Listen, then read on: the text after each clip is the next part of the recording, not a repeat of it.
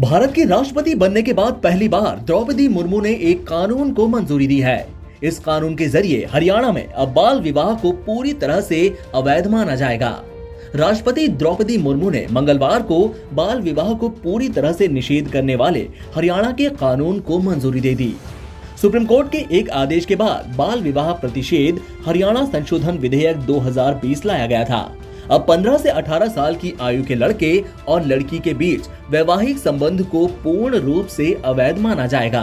शीर्ष अदालत ने घोषित किया कि यौन अपराधों से बच्चों का संरक्षण पॉक्सो अधिनियम 2012 एक विशेष कानून होने के नाते भारतीय दंड संहिता 1860 और 15 से 18 साल की आयु की नाबालिग पत्नी के साथ यौन संबंध पर लागू होता है। शीर्ष अदालत ने कहा था कि भारतीय दंड संहिता की धारा 375 का प्रचलित अपवाद दो मनमाना और संविधान का उल्लंघन है।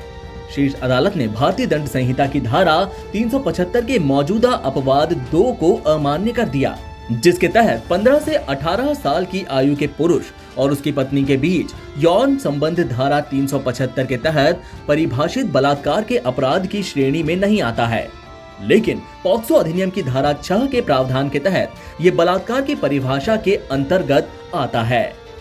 उच्चतम न्यायालय ने यह भी कहा कि सभी राज्य विधायिकाओं के लिए यह बुद्धिमानी होगी कि वे बाल विवाह को शून्य यानी पूर्ण निषेध बनाने के लिए कर्नाटक के मार्ग को अपनाएं और ये सुनिश्चित करें कि किसी नाबालिग लड़की और उसके पति के बीच यौन संबंध पॉक्सो अधिनियम और भारतीय दंड संहिता के तहत एक दंडनीय अपराध हो।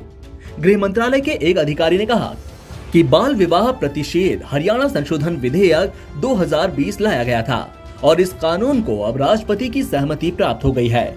इसके बाद राज्य में बाल विवाह अब पूरी तरह से निषेध होगा और नाबालिगों की शादी को उनके बालिग होने पर भी अदालत से मान्यता